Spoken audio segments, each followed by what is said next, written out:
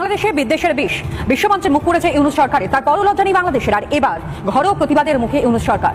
চট্টগ্রাম এবং ঢাকার রাজপথে ইউনূস বিরোধী স্লোগান। তাহলে কি ফিরছেন শেখ হাসিনা?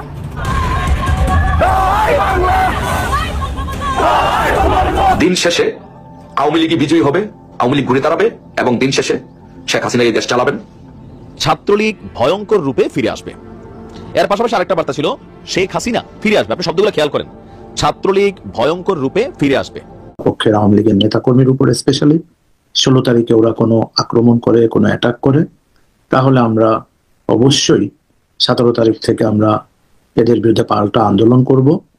যে কারণেই আমাদের মূল কথা, আমরা এখন চেষ্টা করছি যে যে কোনো অবস্থায়, যে কোনো প্রকারেই আমাদের ছেলেদের, ভাইদের যে যেখানে আছে সবাইকে একটা জেনারেল মেসেজ দিতে চাচ্ছি। সকলের সাথে কথাবার্তা বলেছি। দর্শক, দেশ প্রবাস দূরে কিংবা কাছে বসে যারা আমাদের দেখছেন, আশা করি সবাই ভালো আছেন। দর্শক, এই মুহূর্তে পাওয়া খুবই ভয়ঙ্কর একটি সংবাদ আপনারা শুনতে চলেছেন, যেটা শুনলে হয়তো বা অনেকেই কেঁপে উঠবেন। দর্শক, আগামীকাল 16ই ডিসেম্বর, আজকে 15ই ডিসেম্বর রাত বা চলে যাচ্ছে। দর্শক, আজকে কিন্তু আওয়ামী লীগ শত শত নেতাকর্মীরা তারা কিন্তু ঢাকা ঘেরাও দিবে রাত্রে, সেটাই পরিকল্পনা হয়েছে এবং শেখ হাসিনার পক্ষ থেকেও এটা ঘোষণা হয়েছে। লাইভ শুরুতেই দেখছিলেন যে শেখ হাসিনাকে বলা হচ্ছিল যে 16ই ডিসেম্বরে যদি কোনো প্রকার বাধা আসে তাহলে কিন্তু 17ই ডিসেম্বর থেকে দাবঠি নিয়ে অবশ্যই আমরা মাঠে নামবো। তো দর্শক, চলুন আমরা সে বিষয়ে সে লাইভটি দেখে আসি। শুরুতে আমরা দেখে আসি শেখ হাসিনা আবারও ফিরবে। তো কথা নয়, খুবই গুরুত্বপূর্ণ, আশা করি সবাই সাথে থাকবেন। একটা ডিসিশন নিয়েছিলাম, শাহবাগে মেবি আমরা একটা সাংস্কৃতিক অনুষ্ঠান করব, আমাদের লোকজন উপস্থিত থাকবে এবং সেখানে জয় বাংলা স্লোগান চলবে এবং টোটালি বাংলাদেশ আওয়ামী লীগের পক্ষে সেখানে অনুষ্ঠান হবে। যদি আমাদেরকে তারা ব্যাহত করে তখন আমরা মিছিল করা বা যেটা করার সেগুলো আমরা করবো। আপা আমাদের সাথে জুমে অনেক লোক রয়েছেন, সিনিয়র নেতৃবৃন্দ। আমরা কালকে 15 ঘন্টা জুম মিটিং করেছি আর আজকে আমরা করেছি প্রায় 12 ঘন্টা। এখন আমরা আলাপ আলোচনা করছি। তারপরেও সবাই চাচ্ছে যে আপনার সাথে একটু শুনে অ্যাটলিস্ট এই বিষয়ের উপরে যে আমরা কিভাবে কি করতে পারি। আমরা জানি প্রশাসন বিভিন্ন আঙ্গিকে, বিভিন্ন সময়ে, বিভিন্ন দিক থেকে আমরা যে কথাগুলো পাচ্ছি, হয়তো যে পুলিশদের তারা হত্যা করছে, আমরা নামলে হয়তো আমাদের পরে সহনশীল হবে কিনা জানি না। তারপর একটা বড় অঙ্কের মানুষ যদি আমরা নামতে পারি তৃণমূল থেকে, হয়তো তারা এতটা মারমুখী হবে না। এরপরে আমাদের যারা লিডারশিপ আছে ওনারা বলেছেন যদি আমরা ধরাও পড়ি, কেউ অ্যারেস্টও হয়, আমরা সর্বোচ্চ চেষ্টা করবো অ্যারেস্ট না হওয়ার জন্য। তারপরেও তো বসে থাকা যাবে না। আপা আপনি একটু বলুন, সবাই শুনছে। মুখে যেটা বলে ঠিকভাবে অ্যাক্ট করতে পারছে না, যেটা বাস্তবতা।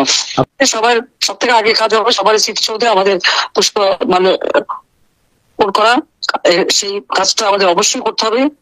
বঙ্গবন্ধু ভবন এবং সবার স্মৃতিসৌধে, যেটা আমরা সবসময় করি, এখানে ওইটাই আগে দরকার, যে সেখানে যে আমরা স্মৃতিসৌধে যাবো এবং সেখানে সবাই যাতে যায়, যে পুষ্পমাল্য অর্পণ করে, ওটা করতে হবে। জি আপা, তাহলে আপনারা সবাই শুনেছেন, আমাদের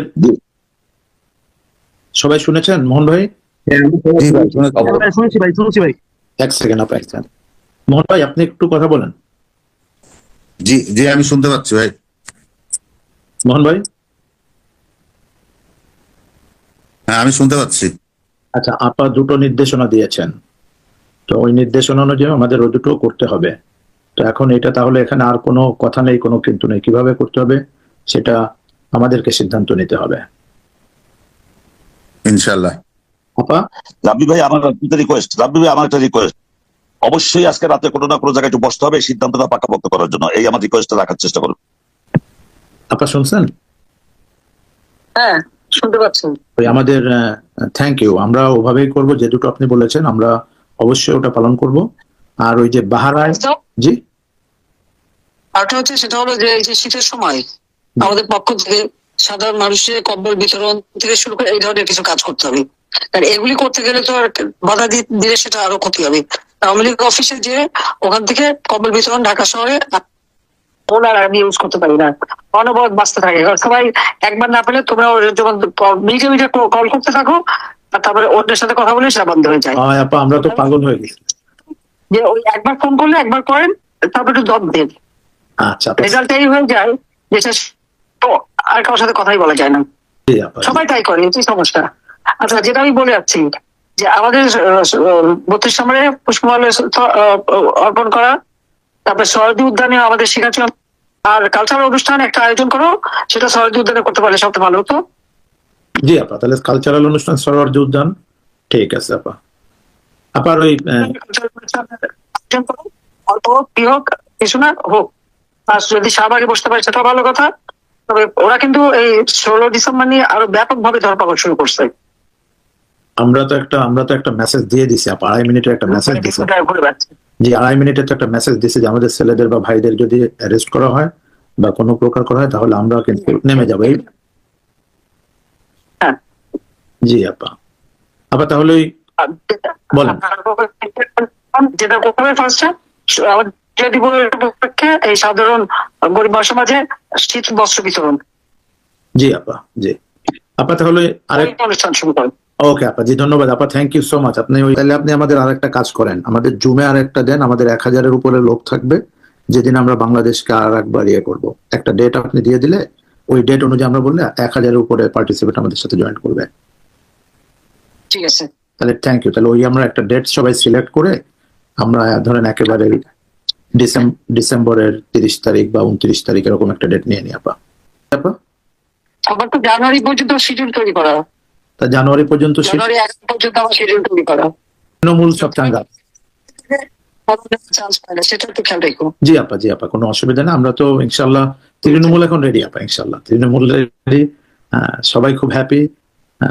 আপনি কথা বলছেন, তবে জুমে এসে সবাই কান্নাকাটি করে আপা, সবাই কান্নাকাটি করে আপনার জন্য, প্রতিটা লোক আপা, প্রতিটা ভাইয়েরা বোনেরা। না আবেগ আপা, আবেগটা তো রাখতে পারছে না, তা আপনার কথা শুনে সব কান্নাকাটি করে আপা। তোমাদের ইয়ে করো সবাই, আরো কয়েকটা মামলা যে হিউম্যান রাইটস ভায়োলেশন থেকে ইউনুসের যে মেটিকুলাসলি ডিজাইন করে যে কাজ, 25 নম্বর গণভবন বা বাসা, সংসদ ভবন, এগুলি তো কোনো হুইঞ্চিকারী কাজ না, এটা পাবলিক করেনি, পাবলিক এটা কোনোই করবে না। এটা তো তারা তাদের সেই মেটিকুলাসলি ডিজাইনের পার্ট 2 হলো, এইটা ছিল তাদের প্রোগ্রাম, এটা তারা সাকসেসফুলি করছে।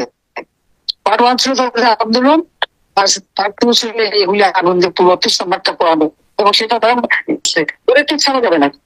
না আপা, কি কি করবে সেটা ঠিক বলো। ওর অনেকগুলো ইন্ডাস্ট্রি, ও যত ইন্ডাস্ট্রি পড়াইছে, আর একটা সবথেকে খারাপ কাজ করছে তোমার, আমাদের ব্যবসা বাণিজ্য শেষ আছে, গার্মেন্টসের সমস্ত অর্ডার চলে আসতেছে ইন্ডিয়াতে, চলে আসতেছে তোমার পাকিস্তানে, চলে যাচ্ছে ভিয়েতনামে, সব থেকে বেশি আসছে ইন্ডিয়াতে। আমাদের শেষ করে দিচ্ছে তো, গার্মেন্ট ইন্ডাস্ট্রিতে পুরো শেষ করে দিচ্ছে আপা, সব শেষ করে দিচ্ছে।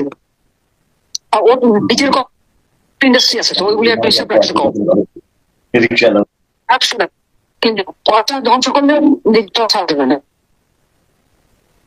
এই জন্য ইনশাল্লাহ আমরা সেখানে আর্মি দিয়ে পাহারা দিচ্ছে। আর এই যে আমাদের বগুড়ায় পিঠায় মারলো আমাদের কর্মীটা, তারপর তোমার ইসে মারলো গোপালগঞ্জে 2 জনকে, এমন বিরাট প্রেস আর্মি যে সে জেলখানায় মুমূর্ষ অবস্থায় দিছে, মারা গেছে, আর একজন কয়েকদিন আগে মারা গেল।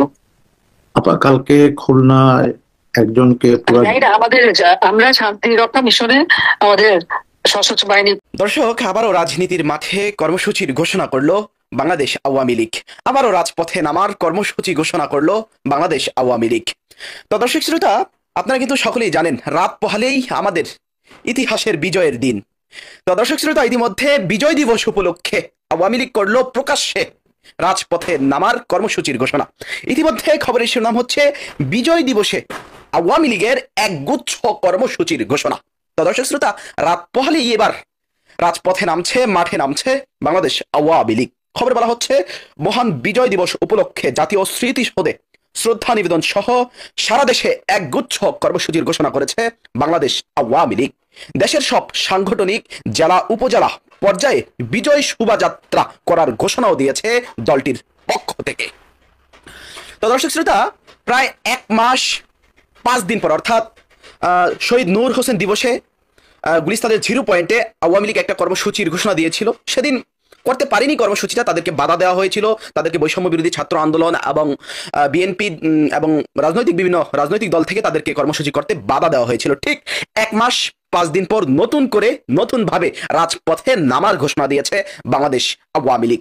তো দর্শক শ্রোতা, ইতিমধ্যে বিজয় দিবস নিয়ে কিন্তু অর্থাৎ আগামীকালকের বিজয় দিবস উপলক্ষে কিন্তু আওয়ামী লীগ নানান প্ল্যানিং নিয়ে রাজপথে নামার পরিকল্পনা করছে।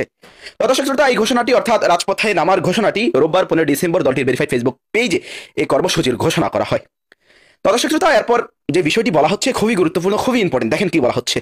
ঘোষিত কর্মসূচির মধ্যে রয়েছে জাতীয় স্মৃতিসৌধে শ্রদ্ধা নিবেদন, ধানমন্ডির 32 নম্বরে জাতির পিতা বঙ্গবন্ধু শেখ মুজিবুর রহমানের প্রতিকৃতিতে শ্রদ্ধা নিবেদন, গোপালগঞ্জ জেলার টুঙ্গিপাড়ায় জাতির পিতা বঙ্গবন্ধু শেখ মুজিবুর রহমানের সমাধিতে শ্রদ্ধা নিবেদন, মহান বিজয় দিবস উপলক্ষে আলোচনা সভা এবং সাংগঠনিক জেলা ও উপজেলা পর্যায়ে মহান বিজয়ের মাসের যে কোনো উপযোগী দিনে বিজয় শোভাযাত্রা ও বিজয় মেলার আয়োজন।